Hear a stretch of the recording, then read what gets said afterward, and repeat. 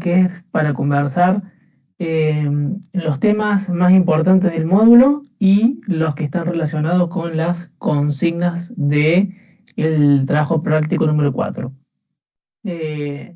Gracias, Gaby, que está presente en el encuentro. Vamos a tratar de hacer lo más dinámico posible por la hora, por el día y también porque somos dos nada más en el encuentro, así que bueno, vamos a tratar de hacerlo lo más dinámico posible para darle las pautas de elaboración del trabajo práctico. Sepan que para la consigna 1, el tema que tienen que poder manejar y poder entender y poder hacerse distintas preguntas es la individualización judicial de la pena o la determinación de la pena judicial. Puede recibir este tema cualquiera de estos dos nombres y tendríamos que indagar y poder manejar bien este tema desde la bibliografía obligatoria, que es el manual de Lascano, y también de un artículo de revista científica que está adjuntado en el módulo antes de las consignas que desarrolla específicamente este tema. Para la consigna número 2, el instituto y lo que indaga es la libertad condicional, por lo cual tendríamos que poder ubicarlo, cuál es el marco legal, cuáles son los artículos del Código Penal que involucra, cuáles son sus requisitos de procedencia y cuáles son sus requisitos positivos y negativos, y por último, el régimen penal juvenil, que como todos sabemos, hemos tenido una reforma en el mes de marzo, ¿sí? Recientemente, pero que deberán indagar en la fecha de la Comisión de Derecho Delictivo, que la fecha sale en la situación problemática para poder saber cuál es la ley aplicable, ¿sí? Te voy a pedir, por favor, Gaby, si me puedes mandar por chat si se escucha bien para que empiece el desarrollo de los temas, porque como se está grabando, para poder confirmar que se está escuchando bien. Si me haces el favor. Porque no tengo nadie que me confirme si se escucha y si se ve la presentación. Sí, profe, bueno, muchas gracias.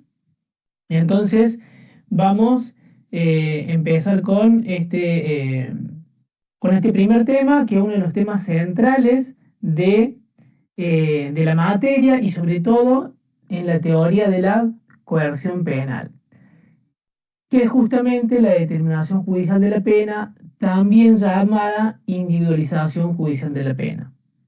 El principio de legalidad en materia penal exige que la ley penal sea cierta no solamente en el ámbito de la determinación concreta de la conducta punible, sino también en cuanto a las consecuencias jurídico-penales de su accionar.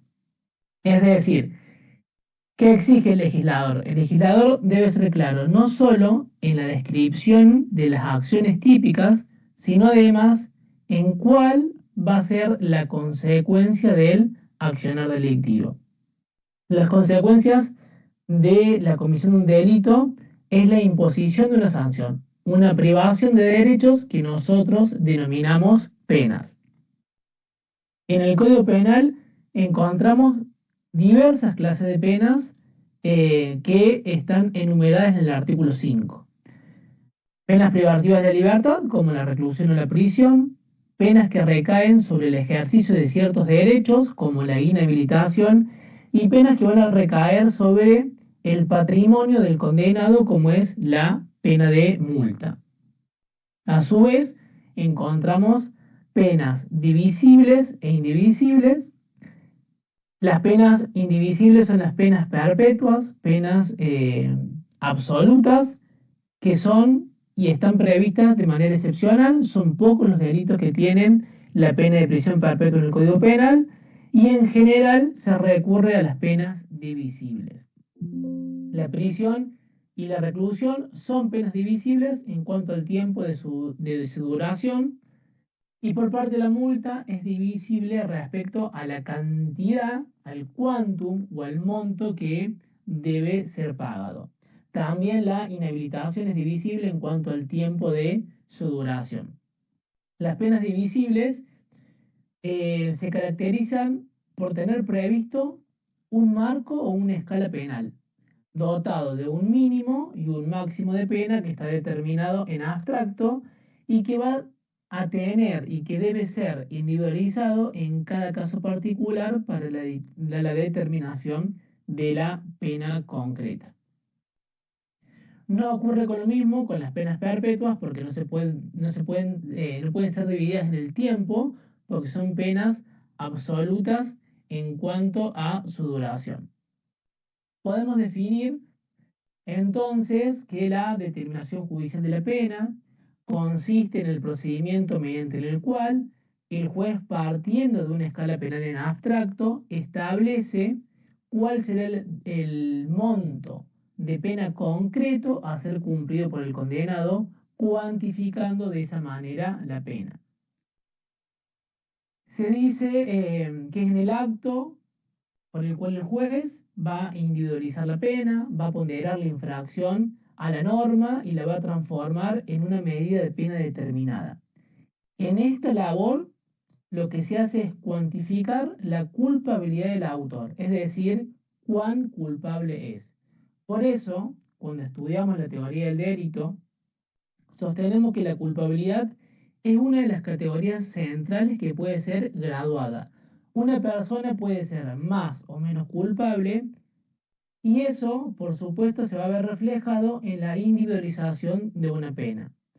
Además, también en la individualización de una pena se determina la forma de cumplimiento de la misma, si será de pena de ejecución efectiva o si bien va a ser una pena de ejecución condicional, conforme los parámetros del artículo 26 del Código Penal, donde encontramos la condena en suspenso o la condena condicional. Un punto importante, la doctrina ha señalado la necesidad de establecer una base teórica firme para la decisión del juez en la que se selecciona la sanción punitiva a ser aplicada. Debe evitarse que el condenado quede a arbitrio judicial, a merced de arbitrio judicial. Así como la teoría del delito es una herramienta conceptual, para lograr una interpretación racional de la ley penal, también debe existir racionalidad a la hora de decidir la pena a aplicar y en qué medida se va a aplicar esa pena. Entonces, se hace necesario establecer las bases teóricas firmes para guiar el proceso de determinación judicial de la pena y circunscribir límites judiciales para que la imposición de una pena no sea un capricho o una decisión antojadiza del juez. El juez debe contar con criterios legales para la fundamentación de la imposición de una pena. Para la labor de cuantificación, el juez, primero, debe partir de las escalas penales que fueran previamente determinadas por el legislador. Va a ser su marco y su primer punto de partida. De ahí el legislador es que establece, conforme a parámetros axiológicos, cuáles van a ser las escalas penales correspondientes a cada uno de los delitos. El máximo de la pena en cada delito representa un límite para el juez, en cuanto a la cantidad de pena o en cuanto a la cantidad de poder punitivo que puede ejercerse sobre el condenado. Por ejemplo, en el delito de homicidio simple, que tiene una escala penal de 8 a 25 años de prisión, el juez no puede imponer una pena superior a 25 años. Por eso, decimos que el máximo o los máximos de la pena operan como un límite en cuanto a la labor de cuantificación que es realizada por el juez. A su vez, las escalas penales para cada delito deben respetar el principio de proporcionalidad de las penas, de las sanciones, que es una derivación del principio de culpabilidad penal, que sostiene que a mayor injusto corresponde la aplicación de una mayor pena. El legislador debe tomar en cuenta la naturaleza y la afectación del bien jurídico en el caso concreto. Perdón, el juez debe tomar en cuenta la naturaleza y la afectación del bien jurídico en el caso concreto. El legislador lo que hace, como dijimos anteriormente, es establecer ese marco legal que va a tener, ese mínimo y ese máximo que debe respetar. Sabemos que la vida, el bien jurídico vida, es más valioso que la propiedad. Es por eso que la destrucción de la vida, el delito de homicidio, tiene más pena que la destrucción de la propiedad. Va a ser una pena más elevada la del homicidio que la del delito de daños. También la individualización de la pena en el caso concreto debe respetar el principio de proporcionalidad.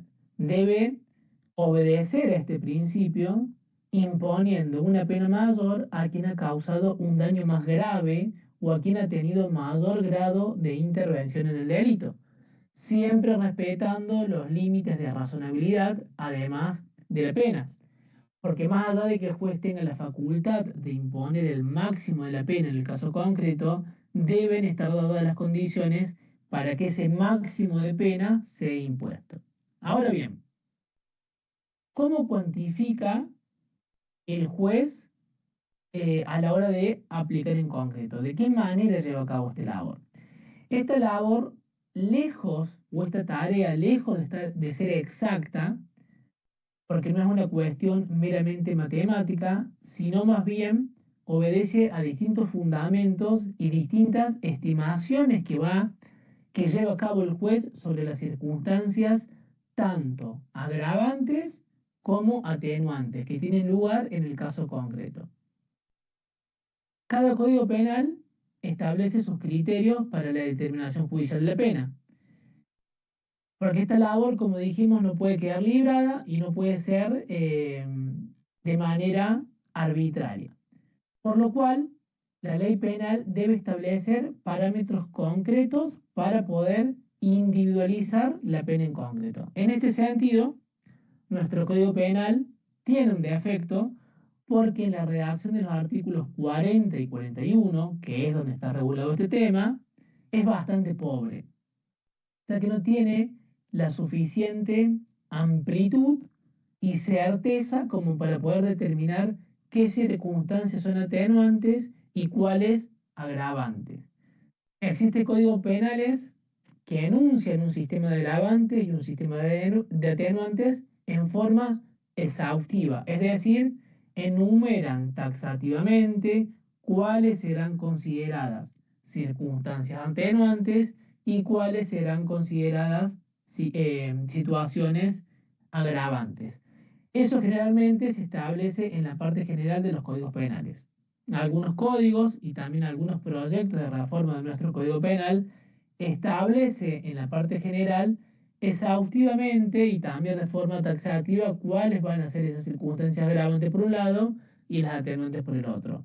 Otros digestos, como es el caso de nuestro Código Penal vigente, solamente menciona pautas ejemplificativas que deben servir de orientación al juez en la tarea de cuantificar la pena. Pero nada dicen sobre la forma que tienen que ser interpretadas esas circunstancias o pautas ejemplificativas. Es decir, si deben ser entendidas como agravantes o como atenuantes. El artículo 41 es un claro ejemplo de este sistema porque anuncia diversas circunstancias para guiar al juez en la determinación de la pena, pero sin embargo no le dice al juez cómo debe hacer jugar cada circunstancia, si como un agravante o como un atenuante. La labor de la cuantificación de la pena no puede desatenderse de los criterios de política criminal y los fines de la pena, así como tampoco pueden ignorar del principio de culpabilidad. Porque este último principio, que ya lo vimos en el módulo 1, en los principios penales constitucionales, opera como legitimante de la pena, ya que solo puede imponerse una pena a una persona que haya sido declarada culpable de la comisión de un delito. Y además sirve como límite a la pena estatal. Solamente puede responsabilizarse una persona por lo que ha hecho y en la medida en que lo haya hecho. Por otro lado, las orientaciones políticos criminales nos deben indicar para qué punir, cuál es el sentido de la imposición de esta pena y no de otra. ¿Para qué punir? Es la pregunta que frecuentemente tenemos que realizar cuando llevemos a cabo esta tarea. Y este punto cobra especial relevancia las teorías acerca de los fines de la pena. La individualización judicial de la pena debe ser influenciada necesariamente por la decisión política criminal acerca de los fines preventivos de la pena, que son teorías que hoy en día se imponen en la literatura y también en la praxis judicial. Finalidad preventiva, ¿qué quiere decir? Finalidad preventiva de la pena quiere decir que el sentido de aplicación de una pena mira hacia el futuro, hacia la prevención. Busca prevenir futuras reincidencias, es decir, evitar que el autor vuelva a delinquir. ¿Qué pena? ¿Qué pena es necesaria y en qué medida lo es para lograr los fines preventivos? Es el punto de partida, como decíamos recién, cada vez que analizamos el caso concreto. Quizás hayan supuestos incluso en que la pena no sea necesaria. Pensemos en los casos de los denominados de pena natural, donde el autor, como consecuencia de la comisión del delito, ha sufrido un daño mayor del que representaría la imposición de la pena estatal. Por ejemplo, un delincuente que arrebata una cartera a una persona en la calle y luego se da la fuga rápidamente. En el transcurso de su vida es atropellado por una camioneta y como producto de ese accidente se hizo necesario amputarle la pierna para salvarle la vida.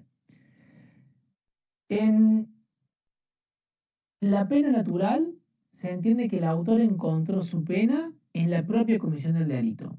Fíjense que en el ejemplo que estamos proponiendo, el delincuente termina siendo víctima de un daño todavía mayor que la propia víctima del robo. La víctima del robo habrá perdido su cartera, pero él perdió su pierna, por lo cual podemos pensar que en esta situación inclusive no sería necesario la imposición de una pena estatal cuando ya ha sufrido el delincuente la denominada pena natural. En la propia comisión del delito, el delincuente ha encontrado su pena. Respecto del marco legal de la individualización o cuantificación de la pena, como prefiramos llamarlo, vamos a encontrar que son dos artículos, como dijimos recientemente, del Código Penal que se refieren a esta tarea, que son los artículos 40 y 41. ¿Sí? Son nuestro punto de partida. Ahora deberíamos leer el artículo 40, ¿sí? Que remito la lectura cuando vean la grabación, para que ustedes empiecen descomponiendo, igual que hacemos con la teoría del delito, descomponiendo este artículo, ¿sí? Desarmándolo para ir analizándolo. En la primera parte dice, en las penas divisibles por razón de tiempo, de cantidad, ahí se está refiriendo a las penas de prisión, inhabilitación y de multa. Los tribunales fijarán la condena de acuerdo con las circunstancias, atenuantes o agravantes particulares a cada caso y de conformidad a las reglas del artículo siguiente. Por lo cual, el artículo 40 no nos dice mucho. Se podría haber prescindido del artículo 40 e ir directamente al artículo 41, ya que el artículo 40 está vacío. ¿Por qué está casi vacío? Simplemente nos dice que para la determinación judicial de la pena debemos aplicar los criterios del artículo 41. Es una remisión directamente a este artículo. Por lo cual, debemos buscar concretamente cuáles son los parámetros para la imposición de una pena en el artículo 41, que también remito la lectura a dicho artículo para que lo vayan analizando. ¿Qué dice el artículo 41? A los efectos del artículo anterior se tendrá en cuenta y hay dos incisos de este artículo donde vamos a encontrar las circunstancias que deberán ser valoradas por el juez a la hora de la determinación judicial de la pena o su individualización. Y ahí en los dos incisos, el primero dice la naturaleza de la acción y de los medios empleados para ejecutarla y la extensión del daño y del peligro causado. El inciso 2, la edad, la educación, las costumbres, conducta presente del sujeto, calidad de los motivos que lo determinaron a delinquir, especialmente la miseria o la dificultad de ganarse el sustento propio necesario y los suyos, etcétera, etcétera, etcétera. Y las circunstancias de tiempo, modo, lugar y ocasión que demuestren mayor o menor peligrosidad. Y el juez deberá tomar conocimiento directo y de viso del sujeto y de la víctima, que ya vamos a explicar qué es. ¿Sí?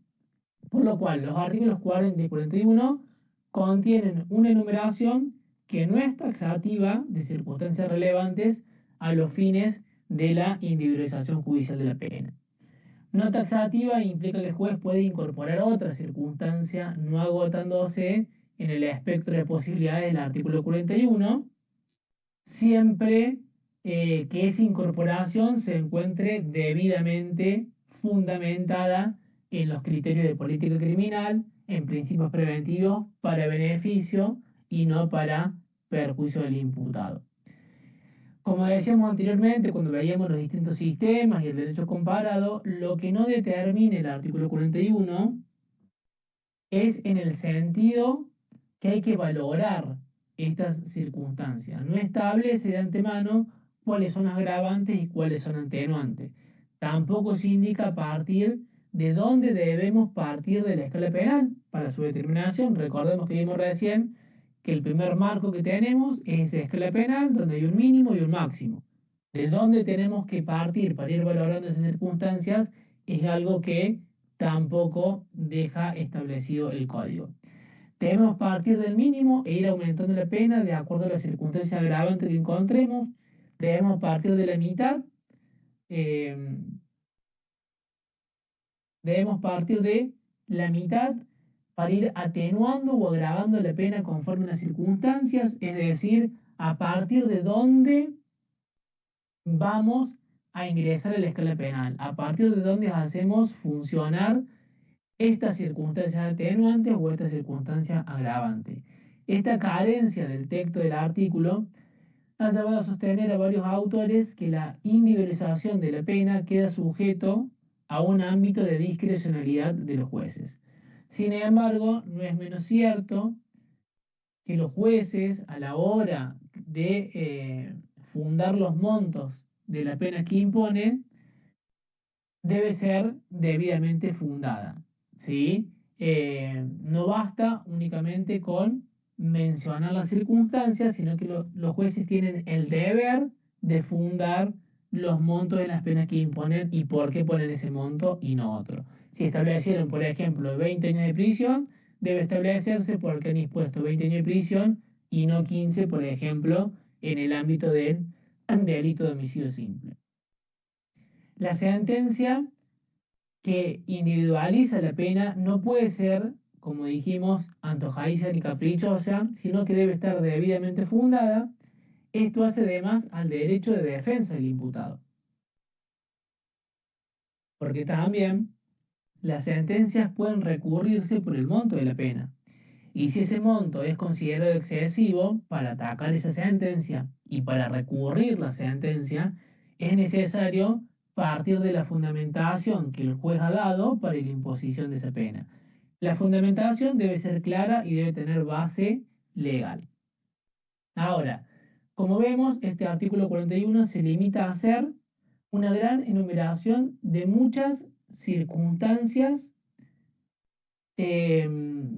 como la naturaleza de la acción, de los medios empleados para poder ejecutarla, la extensión del daño y del peligro causado, ciertas circunstancias personales del autor, los motivos que lo han impulsado al autor a delinquir, la residencia, la calidad de las personas, pero como dijimos, no nos dice en qué sentido interpretarlo, tampoco nos dice a partir de qué momentos podemos ingresar a la escala penal, a partir de qué lugar ingresamos a la escala penal, con lo cual se presentan en la práctica distintas posibilidades.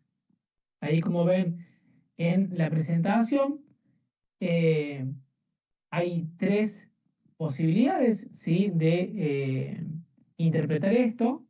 Ante este silencio del Código Penal van a existir diversas formas de cuantificar la pena.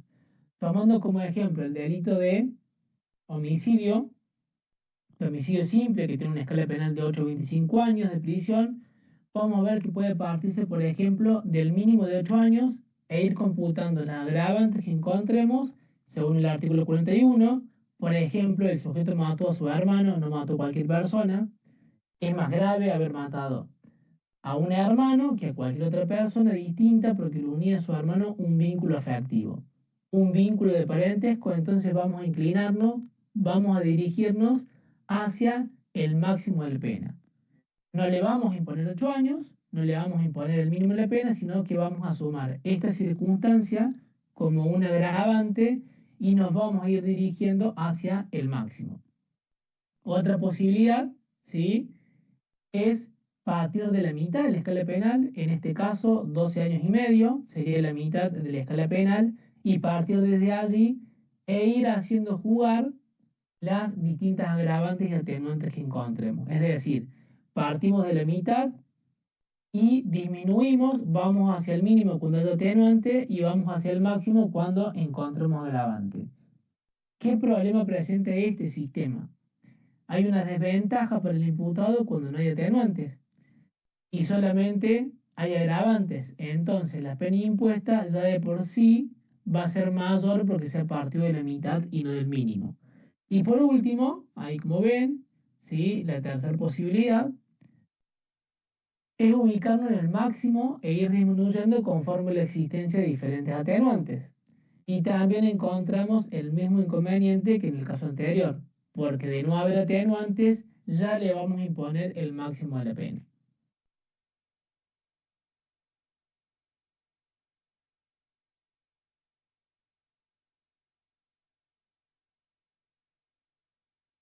Ahora, el artículo 41 está estructurado en dos incisos. Se ve muy chiquito ahí, no sé por qué se ve tan mal. Bueno, el artículo 41 está estructurado en dos incisos, como dijimos. El inciso primero sostiene la doctrina, están enumeradas las circunstancias de contenido netamente objetivos, vinculados más bien con el hecho en sí, vinculados con el hecho cometido. Este inciso se va a referir al contenido del ilícito que debe ser graduado conforme estos parámetros. El inciso segundo se encuentran las circunstancias de índole subjetiva, que están relacionadas ya con la peligrosidad del autor del hecho. De todas formas, esta división no implica que el juicio de individualización de la pena pueda separarse tajantemente en un primer juicio objetivo y posteriormente en un juicio subjetivo. No puede llevarse a cabo una medición del ilícito cometido sin tener en cuenta los parámetros subjetivos. La división en dos incisos del artículo 41 implica que la determinación de la pena debe partir de un hecho en sí, debe medirse el grado de reprochabilidad o el grado de reproche de culpabilidad por el hecho cometido. Si existe un mayor reproche, se debe imponer una mayor pena y de ahí la importancia de una correcta graduación del reproche penal o de la culpabilidad del actor, pero siempre partiendo de un hecho.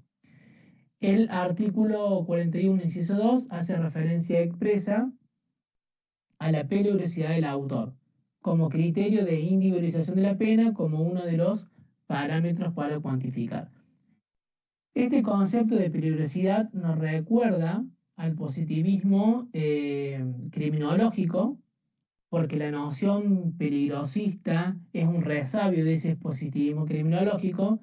Un grupo de autores entiende que la peligrosidad es la medida y el fundamento de la pena, y al ser la peligrosidad un factor subjetivo, rechazan todo criterio objetivo para la determinación de la pena en concreto. Es decir, que el único fundamento válido para la imposición de una pena y de la medida de la pena es la peligrosidad del autor. Pero, ¿qué es la peligrosidad del autor? Es la calidad de una persona que permite presumir la posibilidad de que cometa un delito, puesta de manifiesto por la comisión de un delito anterior. Entonces, la periodicidad aparece como un pronóstico hacia el futuro, es decir, la posibilidad de que el sujeto vuelva a delinquir, y ese pronóstico debe derivar de la circunstancia de tiempo, lugar, modo y ocasión, es decir, debe ser inferido del delito previamente cometido. ¿Sí? Remarquen esto, del delito previamente cometido o de la comisión de un delito anterior. Por este motivo no puede interpretarse peligrosidad como lo hacía el positivismo criminológico, es decir, como un mero síntoma para investigar las posibles tendencias criminales del autor, sino que debe valorarse las circunstancias que permitirían que el autor reitere el delito en condiciones similares. La posibilidad de reincidencia no solamente puede ser sostenida, la posibilidad de reincidencia, ¿sí? Que ya lo vamos a ver un poquito más adelante, solamente puede ser sostenida con apoyo en la ley. Excluimos, por lo tanto, todas las interpretaciones positivistas de autores como Garófalo, que entendían que la periodicidad es perversidad, activa y constante del delincuente, y la cantidad de mal que podemos esperar del delincuente. Mucho menos podremos pensar en la existencia de un estado peligroso predelictual o estado peligroso sin delito, en donde la periodicidad es un juicio sobre la mera personalidad del actor, ¿sí? Ya que la base del juicio de peligrosidad debe ser el delito previamente cometido. No hace referencia a esa peligrosidad, ya que nuestro derecho penal es un derecho penal, como ustedes saben, de acto, ¿sí? Y no del autor, es decir, no tomamos en cuenta la peligrosidad o los modos de ser para fundamentar la imposición de una pena, sino que la peligrosidad debe deducirse de un hecho delictivo previamente cometido por el autor. Debe tenerse presente que la peligrosidad del autor no puede ser fundamento y razón de ser de la imposición de la pena, porque eso implicaría la aplicación del derecho penal de autor. En principio, el derecho penal de acto trae aparejado que el juicio de medición de la pena debe partir, como decíamos recién, de un dato objetivo que es la comisión de un hecho. La determinación judicial de la pena debe tener siempre como punto de partida la comisión de un hecho delictivo previo que deberá juzgarse según el sistema de agravantes y atenuantes. Ahora, esto no quiere decir que se pueda prescindir de la peligrosidad a la hora de determinar la pena. Recordemos que el código incluso autoriza a prescindir de la pena, es decir, eximir de pena el autor en los casos de tentativas inidóneas o de delitos imposibles, según su grado de peligrosidad, conforme lo establece el artículo 44, última parte, que al regular la punibilidad del delito imposible dice que podrá eximirse de la pena el autor según su grado de personalidad relevada. Entonces, la peligrosidad se debe vincular con las necesidades de la prevención especial y con la necesidad de valorar al momento de determinar la pena los posibles efectos de la pena sobre el autor, la posibilidad de trascendencia a tercero de la pena y la necesidad de evitar futura reincidencia, con lo cual no es el concepto peligrosista de aquel positivismo criminológico lo que tenemos que trabajar en el artículo 41. Como podemos observar, este sistema de agravantes y atenuantes que plantea el artículo 41 va dividiendo estas circunstancias en diferentes situaciones. La primera es la gravedad del ilícito. Lógicamente que el ilícito debe ser graduado a los fines de merituar también la imposición de una pena, porque la gravedad del ilícito va a venir acompañada de una pena más grave. El ilícito culpable consiste en el presupuesto de punibilidad de una conducta, es decir, la imposición de una pena se legitima en la comisión de un hecho ilícito que le es reprochable al autor. Por eso, sostenemos que la consecuencia del delito es la punibilidad, la imposición de una pena. Ahora, vamos a hacer una distinción. En la teoría del delito analizamos si está presente todas las categorías dogmáticas del ilícito culpable, es decir, si hay una acción, si esa conducta es típica, por encuadrar en alguno de los tipos penales en la parte especial, o leyes especiales, si además es antijurídica, es decir, si no hay alguna causa de justificación que legitime o autorice la realización de esa acción típica, en el caso concreto, y por último, determinamos si esa acción es culpable o reprochable. Si están dadas las condiciones de reprochabilidad en el autor. Ahora, al momento de determinar judicialmente la pena, lo que importa es cuál es la intensidad del ilícito. En la teoría del delito determinamos los elementos del ilícito culpable y en la determinación judicial de la pena vemos cuál fue la intensidad del mismo, es decir, su mayor o menor gravedad. Debe tenerse en cuenta que la naturaleza de la acción y de los medios empleados para graduar el ilícito, por ejemplo, en el delito de robo no reviste la misma gravedad cometer violencia utilizando golpes de puño que utilizando un cuchillo de cocina o una katana o una espada, perdón, para ejercer violencia sobre la víctima. Son casos en los cuales la gravedad va a variar. Es el mismo tipo penal, va a ser un robo grabado por el uso de arma, pero la gravedad es distinta. No es la misma gravedad utilizar un cuchillo de cocina o una katana, que ya es un arma que tiene un poder ofensivo mucho mayor.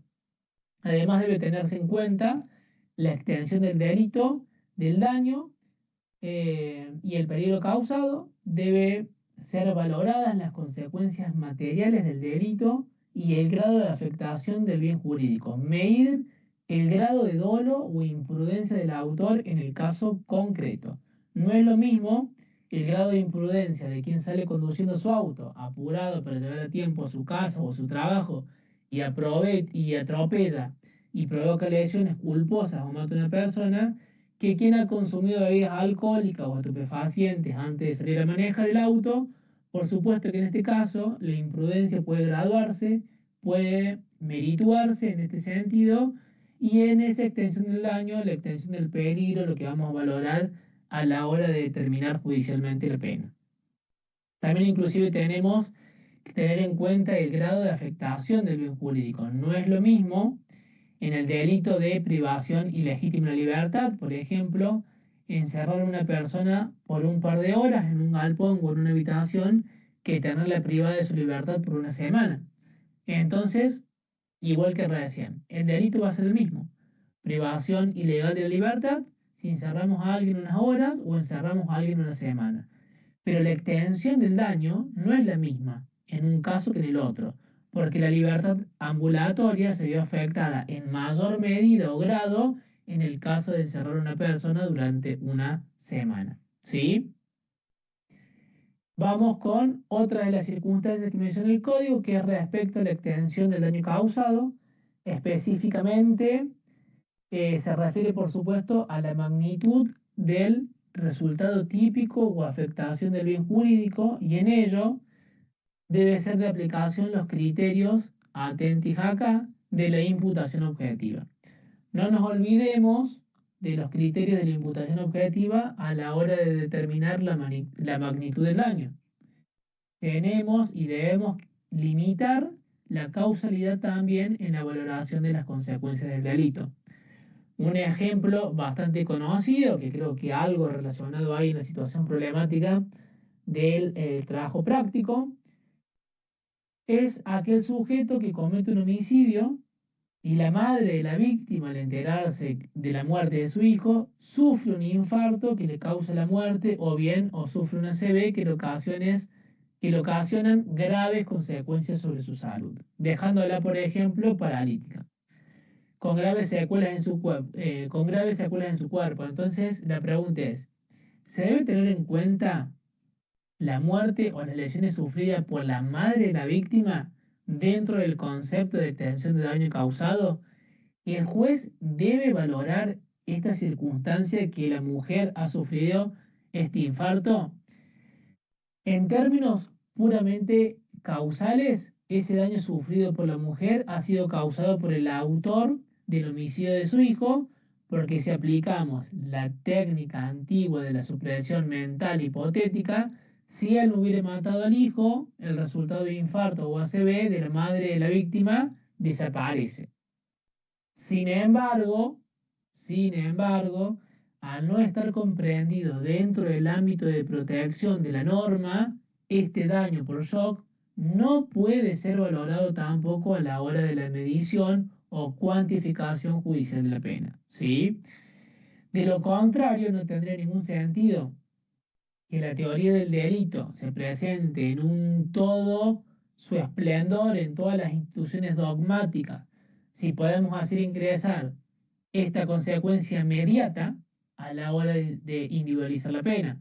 No nos podemos olvidar de los criterios que hemos utilizado en el análisis de la teoría del delito. No serviría de nada una teoría del delito tan bien estructurada que excluya la imputación de criterios de ciertos resultados.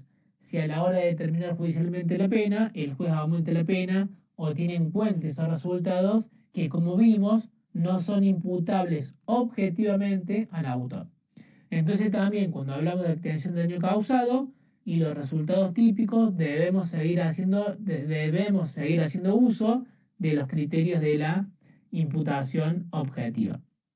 Por otra parte, uno de los criterios centrales, ¿sí? Eh, ya que se vincula con la culpabilidad del autor, son los motivos que impulsaron al autor a delinquir. La calidad de los motivos que impulsaron al autor a delinquir son cruciales, son decisivos para establecer el grado de culpabilidad del autor. Y acá tenemos que preguntarnos, ¿por qué delinquió? Es decir, analizar y valorar su motivación, la mayor o menor contrariedad a la norma de los móviles o de los motivos que lo determinaron al autor a cometer el delito. Es decir, la reprochabilidad va a ser menor de quien se acerque intencionalmente a la protección del bien jurídico. Cuando la intención del autor se acerque más a la protección del bien jurídico, es decir, el móvil del autor fue la protección del bien jurídico, entonces la reprochabilidad es menor. La intención de salvamento disminuye el grado de reprochabilidad siempre que no estén presentes, por supuesto, los requisitos de un estado de necesidad justificante, que en ese caso el autor ya estaría exento de pena por existir una causa de justificación. Cuando los presupuestos fácticos no son suficientes para justificar la conducta del autor, pero su intención fue la conservación del bien jurídico, ello opera como un atenuante de la pena por restarle reprochabilidad al acto. Por ejemplo, pensemos un caso en el cual la persona ha cometido una estafa, ¿sí? Nos trasladamos al tipo delictivo de estafa. Esta persona va a realizar una estafa para donar el dinero a los fines de comprar un medicamento muy caro a un niño que padecía una enfermedad terminal y cuya familia no contaba con los recursos económicos para conseguir ese medicamento.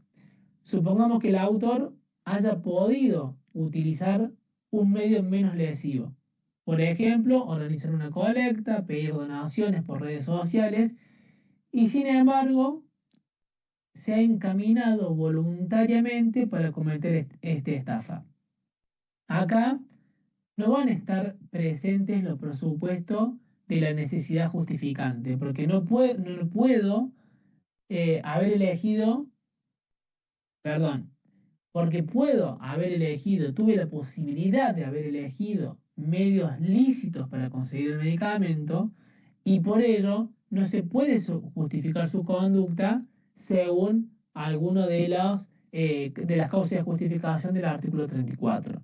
Sin embargo, si bien no puedo justificar esa conducta, sí podría atenuarse su responsabilidad penal porque los motivos que lo llevaron a delinquir no fueron motivos egoístas, ni fueron motivos que estaban encuadrados dentro de lo que podríamos llamar un ánimo de lucro personal, sino que lo hizo por caridad para conseguir un medicamento para un niño que estaba padeciendo de una enfermedad terminal. El artículo 41 hace expresa mención de la miseria o dificultad para ganarse el sustento propio necesario y el de los suyos. Por el contrario, la culpabilidad va a ser más grave en cuanto más bajos o más egoístas sean los sentimientos y motivos del autor a la hora de llevar a cabo el delito. Por ejemplo, en el homicidio puede ser por odio, puede ser la envidia, el motivo, puede ser el ánimo de lucro, puede ser la codicia o pueden ser también móviles discriminatorios. Es importante destacar, hacer un paréntesis acá, y esto para cada uno de los tipos delictivos. Cuando hablamos de los motivos que llevan al autor a delinquir, porque generalmente existe un gran número de agravantes en el Código Penal, ¿sí? Que agravan la figura básica, donde el legislador ya utiliza muchos de estos motivos que estamos hablando, ¿sí? Recién hablamos, por ejemplo, del odio, móviles de codicia, discriminación, ya utiliza muchos de estos motivos que llevan al autor a delinquir para agravar la misma escala penal del delito.